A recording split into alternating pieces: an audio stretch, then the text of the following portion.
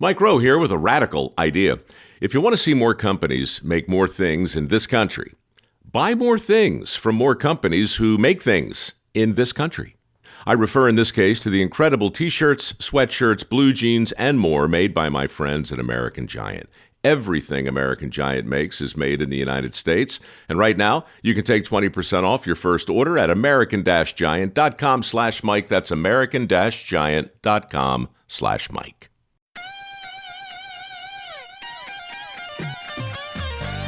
Live from the Danger Room, hidden deep under a Westchester mansion, it's the Mighty Marvel ToonCast with Tim Nidell and Jeremy Shields. Two of you.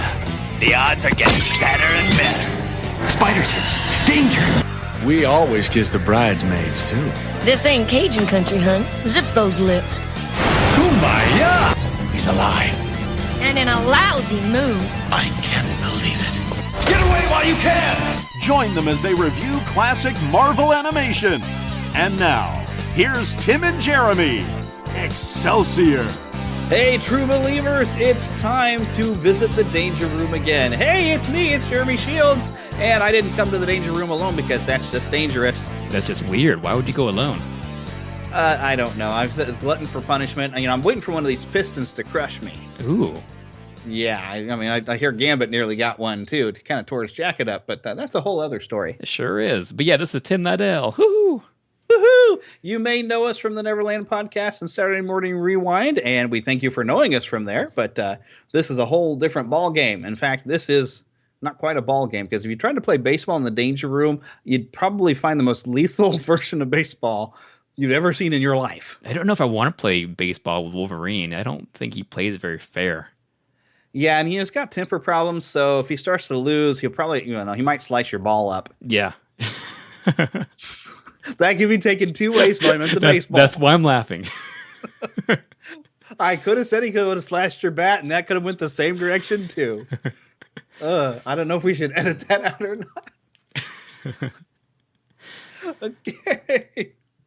Well, so what we're doing here, if you haven't heard our episode 0, which we recommend you go and listen to episode 0, we're going to go through the old 90s series. Well, we're starting at least with the 90s series of Spider-Man and X-Men, and we're going to go and talk about each episode one at a time, alternating every episode between the two different series. And when we run out of episodes there, if this is still going strong and y'all are having fun, we can certainly jump into X-Men Evolution, Spectacular Spider-Man, and maybe if we have to, go into Ultimate Spider-Man, which is the series that I'm not quite enjoying. And I haven't seen any of those, so that'll be interesting. You're not missing much. Yeah, I don't doubt that. Granted, they still got a good fan base, but I think they've definitely aimed that series at some of the younger viewers. Which in the 90s, yeah, you could see that they were, they wanted some younger viewers in there. But when you look at the precedent that Batman the Animated Series set and X-Men really set a precedent of, having kind of more mature stories. You could be older and get into the series because they dealt with a lot of interesting issues and they took it seriously and not quite as silly as some of the things you would see in the 80s. Yep. It was a revolution in animation, and it's all because of Marvel and DC. That's right. But we're not going to talk about the DC ones. In fact, we're going to start right with Marvel, particularly with Spider-Man. Now, were you a comic reader when you were younger? I sure was. Yeah, I just don't think I've read a comic since my children have been born because I don't have time to read anymore. But as a kid, between like 85 to even I think 95 were my biggest years of reading comic books, and Spider-Man and X-Men were in my top 4 of what I read. Oh yeah. So I remember the anticipation for this Spider-Man series. They even in Marvel Comics, I even had an animation cell that came in one of my Spider-Man comics that had Spider-Man and Venom in there on, of course, the clear transparent cell. And I foolishly put it in my window, though, because I thought it was kind of cool, because it was clear. And, of course, the sun faded the colors on it. Yeah, that's not very smart. That's not ideal. That's not what they wanted you to do with that. Yeah. But my anticipation was very high for this. This was back when Fox Kids was a thing, and they showed cartoons on Saturday mornings. And X-Men had done so well that now they were branching, figured, oh, we have a good market for this, and now we need a Spider-Man series. And I was super excited for this. Every little tidbit of information in Wizard magazine, I was eating it up. So by the time this series premiered, I was just revved. Ooh, Wizard magazine! I loved Wizard magazine. Yeah, I wish I still had most of my issues. I think know. I have quite a few, but it was a great publication. Some of those I think you can get digitally these days. Ooh, nice. Oh, yes. But yeah, Wizard, I remember they talked about it. And the Stan Soapbox, which started getting different names in the 90s because other different editors and stuff would write those in. They were all talking about the new Spider-Man series, and it's going to be great. So do you remember how your anticipation was for the series? Not really, honestly. I just remember, I don't think I knew much about it before it aired, I don't think. But I definitely loved it. Well, okay. So the premiere episode, and this was probably some of the best animation they had for the entire series in this one episode. Night of the Lizard, the pilot episode. And you can tell they were trying to impress the networks and like, oh, look how cool the animation is going to be and how cool this series is going to be. Just from the look of it and how smooth the animation looked, it was high quality. Yeah, definitely. Compared to the remaining episodes, which they still looked good, but the animation I think dropped a notch by the time the second.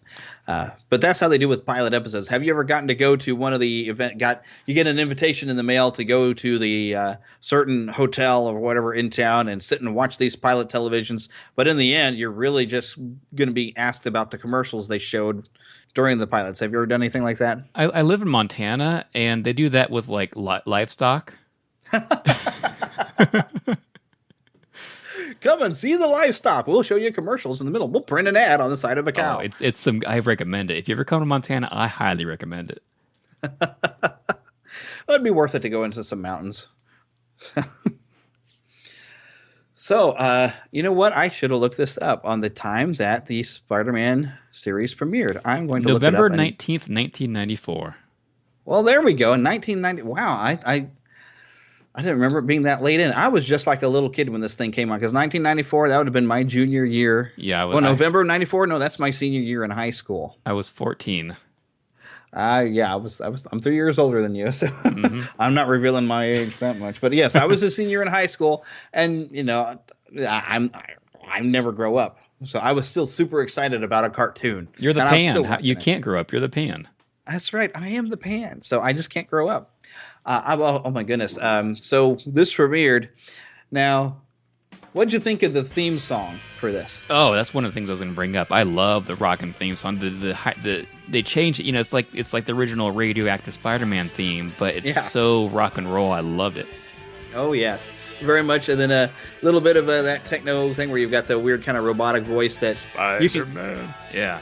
You can kind of understand it, but then it gets into this other and method. No idea what they're saying. It's like rock and roll music nowadays. Yeah. Okay, now I'm going to sound old if I say, I don't understand what these kids are talking about these days in their modern music. I say that almost every day. Oh my, yeah, it catches up with us. And I because know. we still will break out our Nirvana and Stabbing Westward and be like, this was the good stuff, kids. Stabbing Westward, yes, I love Stabbing Westward. Yes, anytime he had a breakup, he got a new album. Anyway. Yeah. But anyways, so I tell you what, I was in full anticipation with the opening. I was just going crazy because there's so many little snippets of pretty much what's to come in this series, and I was just looking for any little bit and showing any bit of villain. When they showed the little bit of the Hobgoblin and they showed a little bit of Venom at the end, I was like, oh, they're gonna put it all in the show. I was already wired. But I thought it was kind of cool how they played like a minute or two of the series before they went to the theme song. So we saw kind of the setup of the Lizard before they played the theme song. I like that. Yeah, they give that little bit of preview, which I think they took from the X-Men series. The X-Men, of course, they would show the opening, but X-Men would show you about 2 minutes and then throw you right into a commercial. Yeah. Just to get you hooked, and then you're like, ugh! Spider-Man, I think, kind of did that a little bit. Something just picks up really early on. You get just a little bit, then, oh, yeah, here's the opening, and then, then commercial. Yep. But I love how this opens up, because Spider-Man is known for, he doesn't really break the fourth wall like Deadpool. But he has this inner monologue in his thought process that you would always get, especially in the 90s. This was huge in the 90s. You're always getting inner thoughts. So I liked the way that, and this perfectly voiced by Christopher Daniel Barnes, also known as being Prince Eric in The Little Mermaid. Yep. And Greg Brady in the Brady Bunch movies. I'd love to have him on my show sometime, or even this show would be great. Yeah. But I love that in this opening, you already have him kind of narrating and dialoguing with the audience. New York City. If only everything down there was really as peaceful as it looks from up here. I love that. So cool. Okay, didn't have anything to add then. Nope. I'm trying to make sure I don't talk the entire time and forget, oh, hey, Tim might say something. I want you to talk the entire time.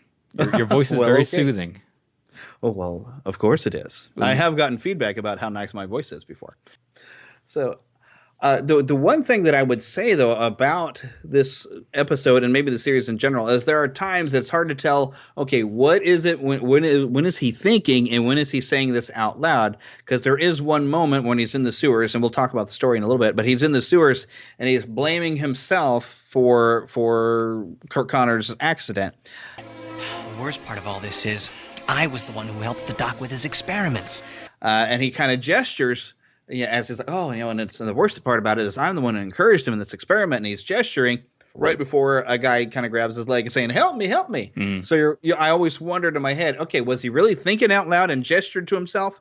Or did he say something and this guy just overheard him blaming himself for all that? Yeah, sometimes when he does the inner dialogue, you can't tell. Mm-hmm. I mean, when he's underwater in this episode, you can tell, yes, this is inner dialogue now because, he's underwater. That is one thing I can give credit to Ultimate Spider-Man is when they go to inner dialogue, they switch out and, it's like they pause the main thing and then they have this goofy, weird miniature Spider-Man come out and talk directly to the audience and break the fourth wall for you. That's weird. So it can be a little confusing occasionally when his inner dialogue or when he's actually interacting with a character. But you just have to kind of figure if the only thing you see on screen is Spider-Man, it's probably inner dialogue because he's got a heck of a really kind of funny monologue when he goes into the sewers. You don't find the Fantastic Four in a sewer or the Avengers. Never have I seen the Avengers in a sewer or the Defenders. Well, maybe the Hulk. Yeah, but see, it's that's the stuff I figure is probably an inner dialogue, but also part of inner dialogue gives you the line that pretty much I always find a way. I've been looking for a way to be able to use this in a sentence. Well, anyway, this lizard thing is probably just an urban myth.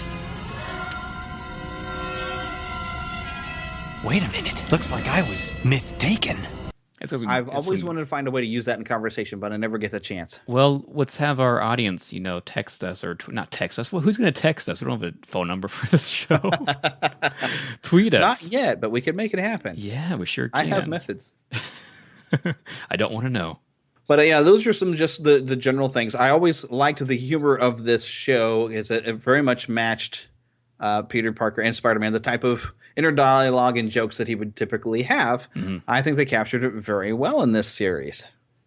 But that's definitely some definite credit to the writing. And this episode in particular really gives you everything you need to put you into the Spider-Man universe and give you what you would want. You get a little time with J. Jonah Jameson. You get to introduce to Robbie in this one. You get introduced to Eddie Brock. You get to see how their relationship works. Because you have, of course, J. Jonah Jameson like, oh, blaming Spider-Man, and Spider-Man is awful, but I'll give you money if you prove something about this lizard because this sells papers. Robbie, of course, defending Spider-Man. And, of course, Eddie Brock just comes in just to show that he and Peter just don't get along. Yeah, I didn't realize that Eddie Brock was voiced by Hank Azaria. Really? Yeah, I didn't realize that until I looked it up. I mean, I hear it now, definitely. Yeah. But not as a kid, I knew who Hank Azaria. I knew who Hank Azaria was because of Simpsons, but I didn't realize he was in here. Yeah. Wow. He was about everywhere though, doing voices. Yeah, he in the was. 90s. Yeah, he was. And they perfectly cast Ed Asner to be J. Jonah Jameson because after Mary Tyler Moore. Oh, it's true. It is so true. I don't know who was Robbie.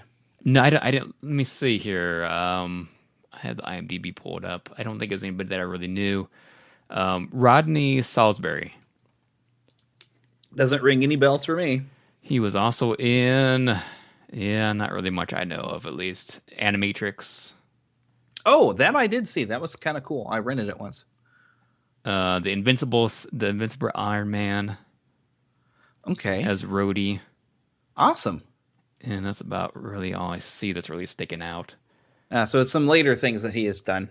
Yeah, and Very cool. he's in Aura Monsters. I didn't rush that one, did you? I did, yeah, because it's Charlie Adler. He's in it, so of course I watched it. Oh, well, of course you did, because it's Buster Bunny, right? Wasn't he Buster? Yeah, That's what I was thinking.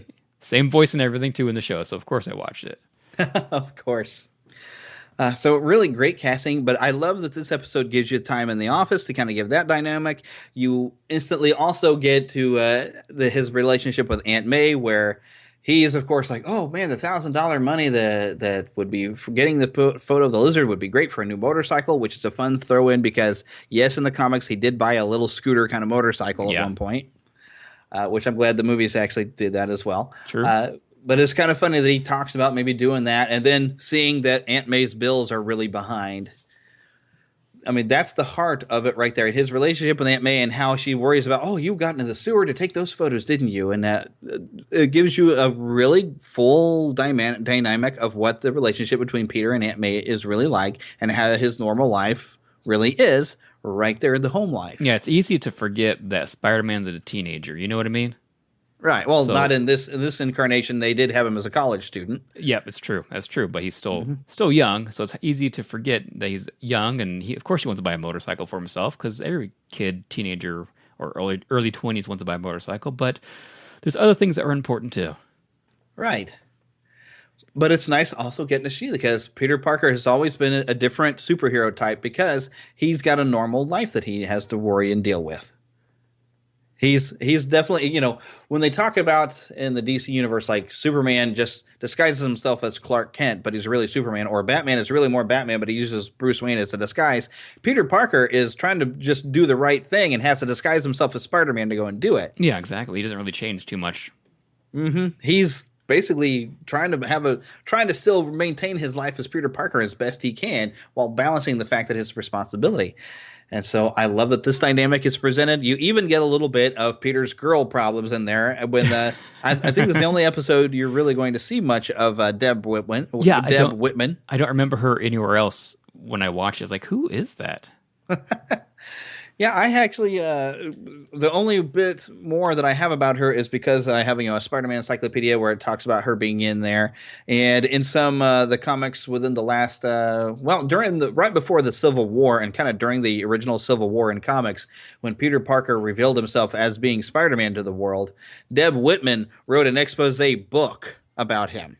Interesting, because she was really upset that she didn't know.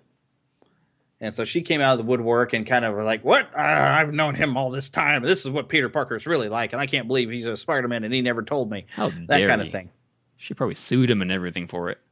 It probably was. He was getting sued by about everybody. Even J. Jonah Jameson was suing him because, working right under my very nose. I paid you to take pictures of yourself. How dare you? Exactly. Because it seemed like, I guess, I was spreading slander or something now because, all that stuff.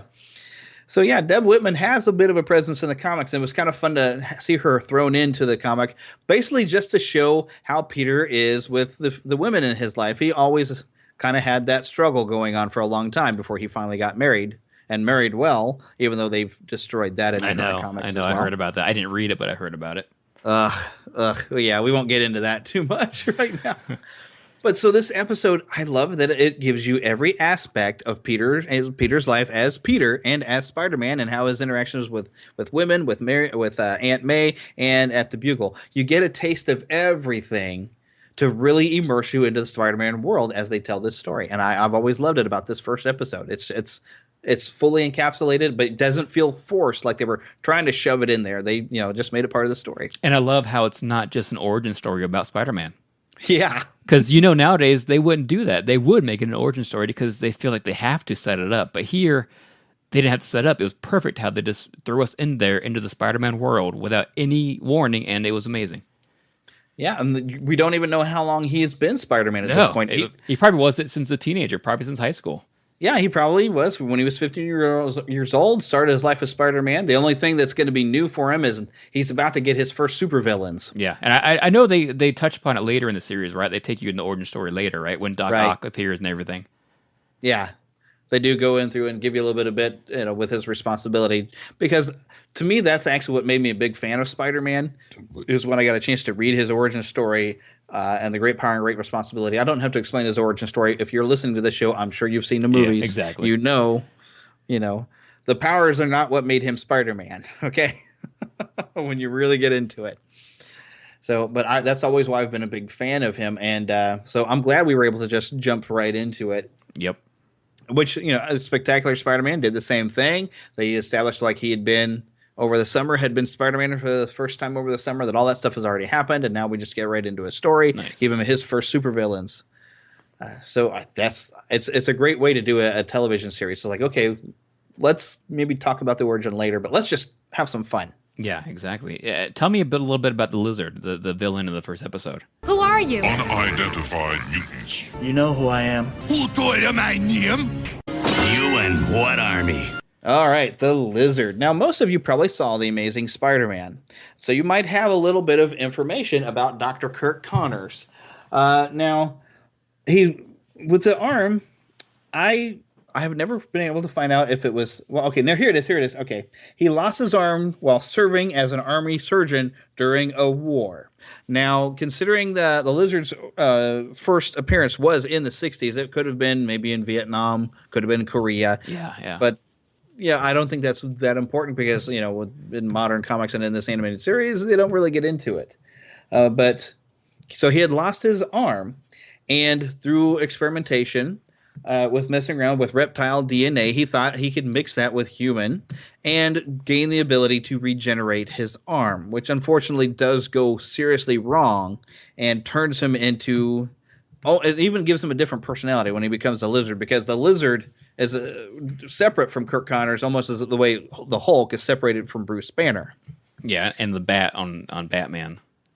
The giant man bat, whatever. Oh, the man bat, yes. And how it's almost a different personality completely from, it's like turning into something and you're not quite the same person you were. Although the Lizard has all of Dr. Kirk Connors' intelligence. And so he's constantly trying to find ways because he thinks he can improve humankind by turning them into lizards, or he starts getting angry at mankind for what they do to reptiles, and he does have telepathic ability and control over reptiles and can be quite the nuisance when he really wants to be. But usually whenever he's turned into the Lizard, Spider-Man finds a way to be able to turn him back to Kurt. Kurt is, of course, always very thankful to be himself again. The Lizard, however, hates Spider-Man because he knows whenever Spider-Man shows up, he's going to turn him back to measly little Dr. Connors again. Uh-huh. Now, one thing I've never understood... If he has gained the ability to regenerate his arm, and his arm has grown back, why does he lose his arm every time he gets turned back into a human? That's true. And what happens to his arm? How many arms does he have, like, laying around his living room? That's creepy. That's something I had not thought about, but yeah, because it's weird. His arm just vanishes when he turns back into a human. Now, the interesting thing is... Even though he keeps getting turned back to a human, there's always something that turns him back into the Lizard. Generally, stress. High levels of stress can cause a reaction because his body is permanently altered. Mm-hmm. And so as much as he would like to be able to cure himself, it's dangerous to mess around with trying to cure himself because he may turn himself into it again.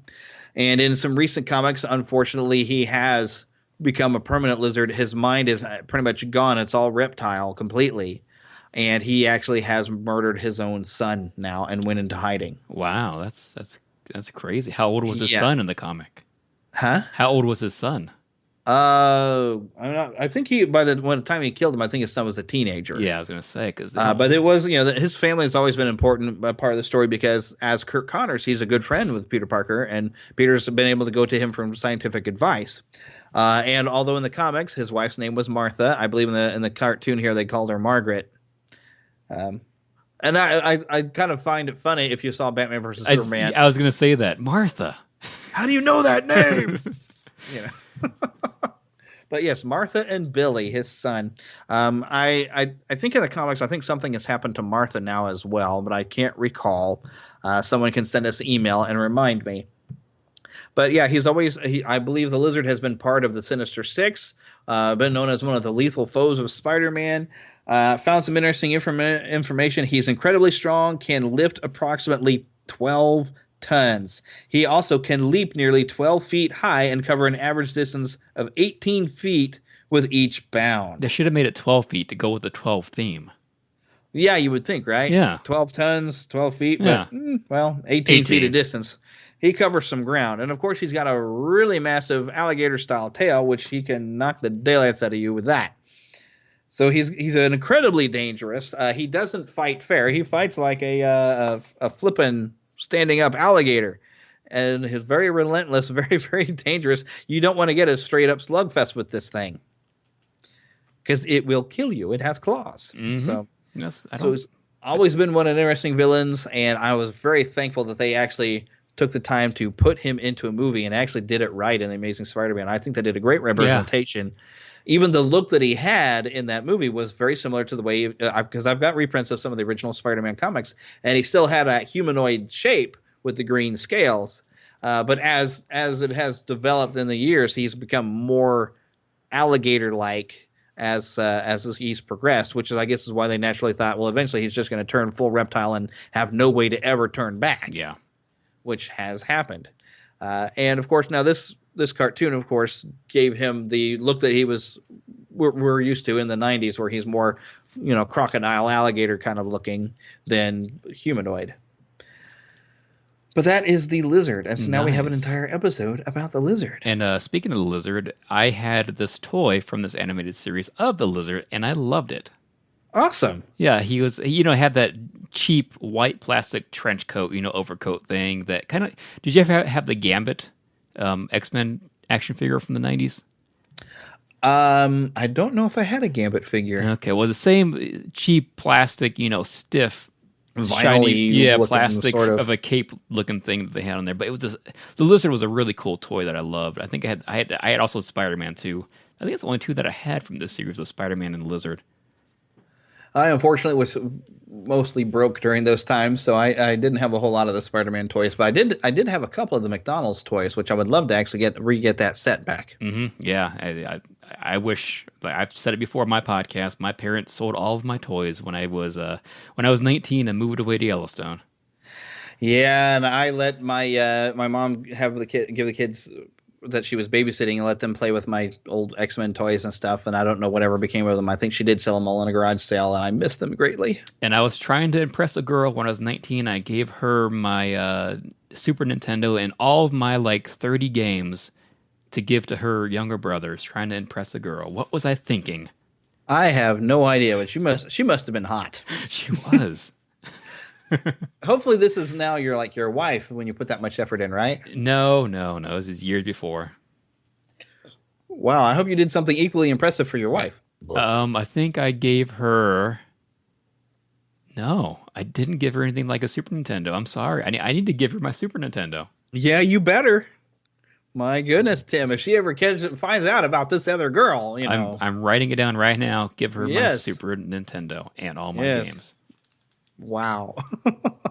Did you play the Super Nintendo Spider-Man game based off the animated series by any chance? I played more of the Maximum Carnage game. Ah, yes. I loved that game. Loved it. I had such an anticipation for that game because Maximum Carnage kept getting delayed, and I had it reserved at a GameStop. And I was working at Montgomery Ward back when it still was a business in a mall, and I would check every day. All right, do we know anything about a release date yet? Because it kept getting pushed back another month, another 2 months, and all the pushback. And finally, when I got it, I couldn't beat it without the help of someone kind of a game genie. It is. I've never beaten it. It's a hard game. It's incredibly hard. But there was a Spider-Man game also that was based off the animated series, which I was able to beat. And I wish I still had that game. I loved that game. Yeah, I remember loving it too. I don't think I ever beat it though. And they did have the Lizard in that game, and he was a tough fight. Yeah. But speaking of the Lizard, we better talk about this episode. Yeah, let's do it. So, as we mentioned before, I loved how it opens, where you've got a little bit of dialogue, and he's talking about how peaceful it is from up high, but when you get down on the street level, that's where it all is bad and chaos. And I love the way that this is like a monster movie. This entire episode, it's a little scary at times, and we get down into the sewer where these two sewer workers, and I think there was supposed to be an inside joke going on here where I was in the television business. TV? Really? Hey, my old TV gets these double images, you know what I mean? Hey, maybe you could, No, I was a TV executive. Oh, you're better off down here. I always felt there must have been an inside joke going on that I didn't understand. There has to have been. Maybe, yeah, I agree. Somebody working as a writer or something threw someone in there to make fun of somebody. Yeah, and I wonder if they actually designed that character to look like somebody in there. Maybe the writer, one of the writers, like, this guy looks like me, okay? This is me. I'd be better off working in a subway station. So then they're attacked by, and I love the way you just get a shadow and these big red eyes. They're attacked by the lizard suddenly as he kidnaps one, and the TV executive guy freaks out, gets in his vehicle, and that's how Spider-Man actually gets involved. As this guy is like, they're basically showing off their mixture of traditional 2D animation and some computer animation by having this car careening down the streets of New York. And the unfortunate thing is the computer animation was I guess impressive at the time, but now you look at it and like, wow, there's hardly anything else on the streets, and it's this plain, empty, there's buildings and street, and it's wobbling around, and we have more of an animated truck kind of going down the middle of it, so it really doesn't look that good. It looks better than a lot that happened around the same time. Yeah. But yeah, it doesn't age very well. No, it doesn't. But I think was what they were really doing was trying to showcase, look, we plan on using some computers to kind of mix in and make this look really good. But of course, I love that when Spider-Man goes to try to help and, try to stop this guy, and he finally does manage to get it stopped. The truck goes crashing over the side. That's where we go to a commercial and we have our opening, is when we've crashed off the side of a dock and the truck's going into the water. And the guy's just freaking out like, what was that all about? Red eyes. The red eyes after me. Uh-huh. And did they belong to little pink elephants? No, mister, it was real. It was real, I swear. Yeah, all right, fine. Just don't let the cops blame this one on me, okay? The red eyes. I love that he says that because that's very typical Spider-Man. If something's going to go wrong, thanks to J. Jonah Jameson, he's going to get blamed for it. Of course, it's always his fault. Him or Wolverine, one of the two. Yeah, because it's always about Wolverine. It is. But I know the funny thing is when you look at how that whole incident goes down, the average bystander, having maybe read a lot of J. Jonah Jameson's editorials, you would see Spider-Man reaching inside a truck, trying to steer it and wrecking all this stuff. So you would look at it and say, look what Spider-Man was doing. He was wrecking that guy's truck. You see that? He's a jerk. Yeah. Sort of like in the Spider-Man 2 movie. Hey, you see Spider-Man just stole that guy's pizza. Because he didn't get the full story. He gets one little snippet. And so because of Jameson's influence, they always assume the worst. And so I love that that's in there because, like, that's the typical day for Spider-Man. Yep. He does the right thing, but no one quite understands except for people directly involved. And so he gets blamed for some horrible thing. Which, of course, puts us now into the offices of the Daily Bugle, where I love this great setup where basically Peter's just like, whatever. There's, J. Jonah Jameson says there's some sort of lizard thing, and Peter's like, yeah, right, okay, this is another hoax. Until, of course, Eddie Brock comes in and like, oh, yes, well, we're going to write up the story, and I'm going to talk to Kirk Connors, which, of course, now Peter's like, oh, hey, I know that guy. To really get that rivalry between him and Eddie Brock, now J. Jonah Jameson is like, oh, hey, well, the kid already knows Dr. Connors. Why don't you let him talk to him for you? I love it how in not just this cartoon, but many other cartoons and movies, when something like a Spider-Man exists in a world, they find it hard to believe that another creature can exist in a world too. You know what I mean? Yeah. Like, ooh, there's a giant lizard? Yeah, there's a giant spider right there. Yeah, well, it might have to do, part of the joke, the old alligators in the sewer. Yeah, that's true. That's true. I wonder if they were what they were thinking about. But point. That is interesting, though. How is it when you have a guy who has spider abilities, do you suddenly not believe? Yeah, nothing is impossible. I'm sorry. And of course, he also lives in a world where he referenced the Avengers. So a thing like the Hulk, and the Thing, they both exist in his world. So why wouldn't he think a lizard is okay? And also, they managed to tie this series neatly to the X-Men animated series by even have the X-Men in the series. Yep. And even in the X-Men series, you get to see a little bit of the Punisher and a little bit of Spider-Man and some other characters. So they are connecting these cartoons. So you got a world of mutants, and you still can't believe there's a lizard. And Blade comes in later, too, so there's a vampire. Yes. There's all kinds of stuff going on, but Peter can't believe that. Oh, there can't be a lizard. There's no lizard. Sewer. That's silly. Dude, you're a guy who sticks to walls. Okay, come on. And steals pizzas. And steals pizzas. So, yeah, that's a good point. I'm glad you brought that up. That's interesting. So, of course, now with the $1,000 bonus gets promised to anyone who gets a photo or something about the lizard, give something to print. So, of course, Peter sets it off of that. That's where that scene that I mentioned earlier where you go and he sees all the bills that Aunt May has. And he's like, oh, and here I am thinking about buying a motorcycle when really I need to help Aunt May. And I love that that's thrown in because that's actually how he starts taking the photos. Yeah. In the comics, it was, oh, gosh, now that Uncle Ben's gone, I really want to help Aunt May out. And I'm not making money as a wrestler anymore because I just can't do that anymore, So one of the first things he says is like, oh, well, hey, I bet the newspapers would really, want pictures of Spider-Man. So maybe if I did that. And he's also kind of hoping he can make his name better because J. Jonah Jameson, even before getting photographs, is already starting to write stuff about Spider-Man. It's like, who's this spider guy think he is that's going and doing this? He's not the police. He should, take off that mask. And so Peter was thinking, well, I can maybe clear my name if they see what Spider-Man is doing and helping. And then the money I make, I can give to Aunt May and help, take care of some things, which I like. That's because that's exactly how the comics are. So bring that into the cartoon. It's like, there we go. That's Peter in a nutshell. I hope that in the next movie they have Peter as a TMZ video guy. Have J. Jonah Jameson working for TMZ. Yeah, there you go. Have him be Harvey from TMZ. Yeah.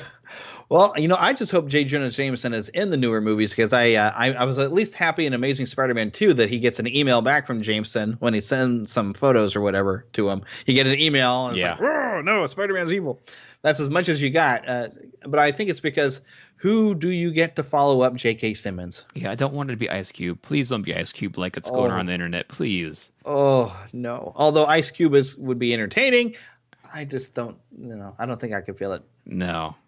Yeah, of course. There were some doubts about Lawrence Fishburne being a remarkable actor. There were some doubts about him playing Mr. White in the newer Superman movies. But I think he proved in Superman versus Batman or Batman versus Superman that he actually does make a pretty good Perry White. Yeah, I mean, just because he's black doesn't mean he can't play a white person, right? Yeah, I guess there's some other things you don't expect them to play that type of character. And Ice Cube, I can't see him playing an editor-publisher type of character. Mainly because I can't see him acting. He'll be himself. That's why. Yeah, he'll be himself. Like Will Smith, although Will Smith has shown that he does have some range when given an opportunity. But yeah, anyways, tangent. Yep. But so I'll let you tell the next part of the story. Have you gotten a chance to watch the episode recently? Not super recently, but I do remember watching it. So here does he just go in the sewer? No, he goes over to visit Connors, right? At the college. Yeah, he does. He tries to go over to ESU to talk to Dr. Connors that night. This is when he runs into Deborah Whitman. Yep. And what is the little sister I never wanted. I was about to say that. What little sister that I never wanted? Is that what he said? Yep. Yeah, that's a great line. I love that. And you can see why, because she noses right in on what he's doing, and grabs paper, and because he has taken a photo already. He's gone in the sewer and taken a photo of the lizard print at this point. Yes.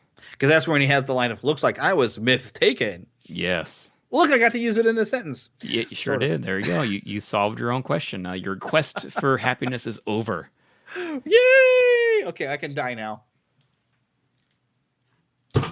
Was that you? Something like that. Yes. Okay, but continue. So then he talks to Connors, and I forget what Connors tells him. Because he doesn't get to talk to Connors. Oh, is it his? No, what happens? Tell everybody what happens, please. Okay, all right. Because I've seen this episode so many times, and I even just watched it again last night. So him and Deb Whitman go to Dr. Connors' office and find the doors kind of unlocked when they knock, and it kind of opens, and it's dark in there. But there was some noise coming from in there. Shh! Something's wrong. You're darn right. You were suffocating me. Nice time for a brownout, eh? No kidding. The storm must be causing it.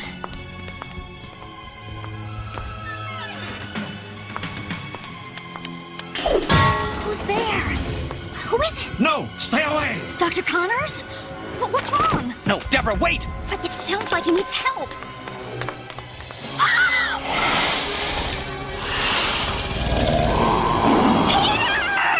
So they're like, well, Dr. Connors, you in there? And they see this thing lifting what they assume is Dr. Connor's body all wrapped up. And the lizard just jumps right on out the window. Now, Peter starts to forget himself, and he jumps into the window ledge, and he's starting to pull his shirt up. And Deborah's like, Peter, don't leave me. Where are you going? Wow, you were down that rave right there. And Peter's like, oh, that's right. Deborah was here. I forgot she was here or something. It's like he just completely lost it. Like, oh, my gosh, Dr. Connor's in trouble. I got to go help. Dang it, I can't. Deborah will see me. But I think at around about this time is where you do get some of those nice flashbacks where you do get to see how Peter is helping Dr. Connors with an experiment on a little mouse, which I love the fact that the mouse is named Mickey. Oh, yeah, that's nice. This is even before Disney owned Marvel. Yep. So little Mickey Mouse is getting an arm back because they inject him with some reptilian DNA and zap him with this device that will be important to nearly every season of the Spider-Man series, the Neogenic Recombinator. I mean, this thing with the mutation disease, Morbius, the living vampire. I mean, this one device, they just used it for everything to explain away anything that they couldn't really get into in the comics because they were trying to keep it clean and a little bit more believable. So Dr. Connors injects himself with reptilian DNA and hits himself with the Neogenic Recombinator, but that doesn't come through Peter's flashback. Peter only remembers the mouse. Where we get the rest of it is where after that incident where they think Dr. Connors was taken away by the lizard, they're thinking, oh my gosh, this lizard guy wanted Dr. Connors for something. So Spider-Man then shows up at Dr. Connors' house where he finds, Margaret, although her name's supposed to be Martha, and Billy there in their modest little home. And he's wanting to know, like, hey, I'm trying to find Kurt. This thing took him away. And this is where she says, I knew somebody was going to come for him, but please don't hurt him. It's Kurt. Kind of that, which that conversation actually also comes about when the lizard does show up at the home. Now that you've crawled out of your sewer, maybe you'd better stick around. Because I want to know what you did with Doc Connors. Spider-Man's kind of fighting with the lizard and kind of manages to run the lizard off a little bit. And that's when Margaret in this version does confess to Spider-Man. Well, that was Kurt, and that's why I was so worried. I don't want you to hurt him. He's just not himself, and he injected himself with the DNA. He did something with this Neogenic Recombinator and turned himself into this thing, and there's got to be a way to turn him back. Now, Eddie Brock, of course, is spying and hearing this entire conversation and runs off like, oh, this is such a great story. The $1,000 are mine. And, Spider-Man, but of course being Peter, that he's friends with Kurt Connors, knows he doesn't want the secret spoiled to everybody. So he goes and this is slowly beginning the issues him and Eddie Brock are going to have. He webs him and hangs him from a pole to make sure that Eddie Brock doesn't go run into the papers before, Spider-Man can deal with this. Hang loose, Brock. That webbing will melt in a couple of hours. You can't do this! I already have. I won't let you ruin Connor's life. But I love the way when you watch the series, you'll see all these different things that will add to the anger that Eddie Brock has against Spider-Man. So when he becomes Venom, you understand it. Oh yeah, I love that. Mm-hmm. They really put some time to make sure there's that rivalry and that bitterness. Yep. But this is now we take our second trip into the sewers at this time. They have the consistency of the web line is kind of breaking down because he's been in the sewer for so long that he has a web break and he starts falling down a shaft. Dun-dun-dun! Commercial. Yeah, because Spider-Man can't save himself when he's falling. Well, when you're a kid, it could be dramatic. It's true. I cried. Really? No, I was 14. I wasn't a kid. Okay. Well, I know, 14-year-old kid. You might still cry. It's like, Spider-Man's going to die, Mom. I cry now when I watch Pixar, so... Well, okay, but that's Pixar. Yep. We can definitely understand that. If Pixar made a Spider-Man movie, we'd all cry. Oh, yeah, for sure. They'd find a way. Oh, for sure. Kind of like, when... Never mind. We won't talk about Gwen falling in the last movie and that horrid thump there at the very end. That was the best scene of the whole movie. As far as being very dramatic. And being a cool scene. I liked it a lot, actually. But yeah, this could sound really bad. That was the best scene when Gwen died like that. Okay, I think I know what you mean, but it came out really wrong.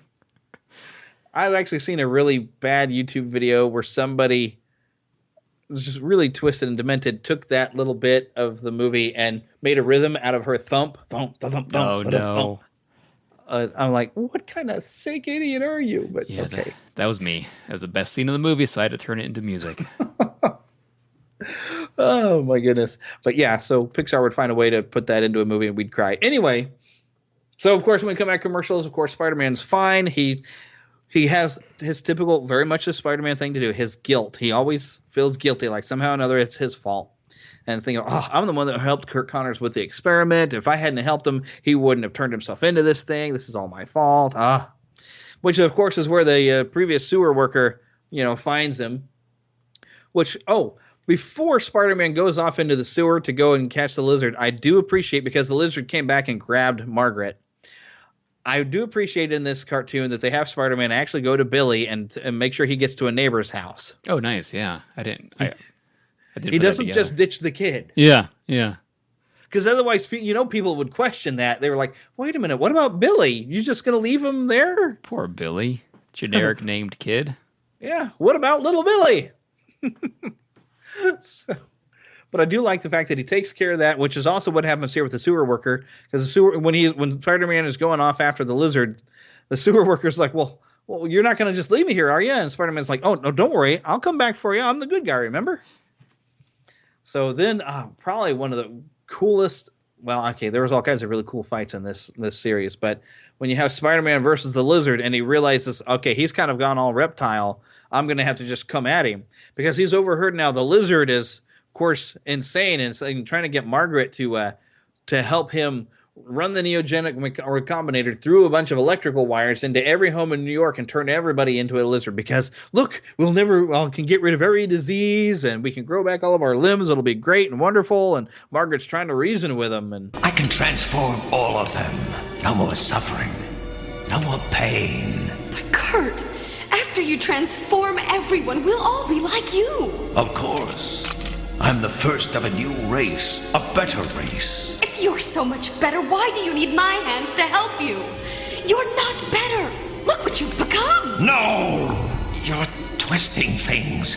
I can make people well again, and I won't stop for anything. Well, there's this really great fight that goes in. The neogenic recombinator gets up on this pipe, kind of knocked away. Margaret kind of tries to go up after it, nearly gets herself hurt, which kind of makes the lizard like, oh no, Margaret, Mm.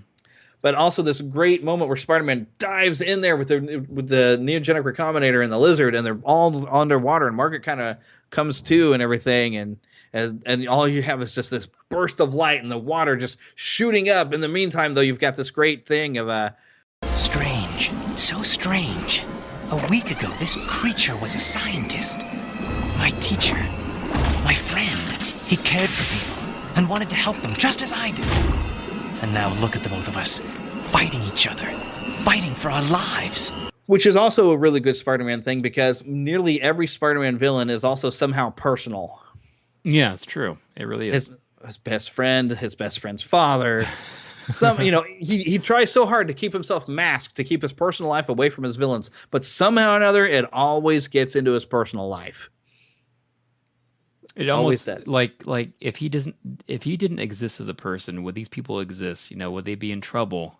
You know what I mean? Would these people be super villains? Makes you wonder. Mm-hmm. Does he create his own villains? Yep, like Batman Escalation. But anyways, like I was saying, this big burst of water and light and everything, and then as Margaret stands there over the water, as everything calms down, the music is growing to a crescendo. Spider-Man's hand comes up over the side, and he pulls Kirk Connors back as a human, and for some reason, the arm is gone. It's lost. It's lost in the sewer. Lost in the sewer somewhere. I don't know. Does it shrink back in? Does it fall off? That's what I'm thinking. I think it just shrivels up back inside. Well, it was interesting in the movie. They made his Spider-Man. You actually saw his hand fall away like lizard scales. Yeah, it came apart each time. Which was interesting, so it gives it a way to keep it back to the comics where he would lose his arm. But I don't understand why he has to lose the arm. I mean, he's regrown it. It's now an attached limb. Why does it fall off again? Things we'll never know. Things we'll never know. But then, of course, we have this great scene where Eddie Brock is there with J. Jonah Jameson, and Eddie Brock's, oh man, I'm going to take you over there, and because I'm telling you, Kirk Connors is the lizard. Where J. Jonah Jameson says, look, Peter already brought me photos of the lizard this morning. He's got the money. and you are saying bad things about a very respected scientist and professor here over from ESU, you better be right at this. To where Eddie Brock gives the cheesiest line ever. Boss, if I'm wrong, I'll eat today's issue with a bugle. So they knock on the door. Dr. Connors answers the door with Billy on one arm and his wife on the other side. Oh, J. Jonah Jameson. Good to see you. How are you doing this morning? So Jameson just looks at Eddie Brock like, okay, would you like some like salt and pepper or anything? How would you like to eat the paper? So it's the cheesiest, dumbest joke, but it's just fun. It works. It works. But that is the first episode. Now, okay, so do you remember what your first impressions were when you saw it? I just know I loved it. That's for sure. Yeah, I was hooked. But I do remember it aired in November, but episode 2 didn't air for like several months after. It was like sneak preview. Yeah, I think I do kind of recall that there was like a gap. Which there was kind of, they did that with X-Men as well. There was like a gap of a couple of weeks when they premiered that episode. But we'll talk about that on our next episode. Sure will. Which I think we better wrap this one up because we babbled on. But hey, make sure you get in touch with us. Tell us what you think of the show. You can follow us at Marvel ToonCast on Twitter.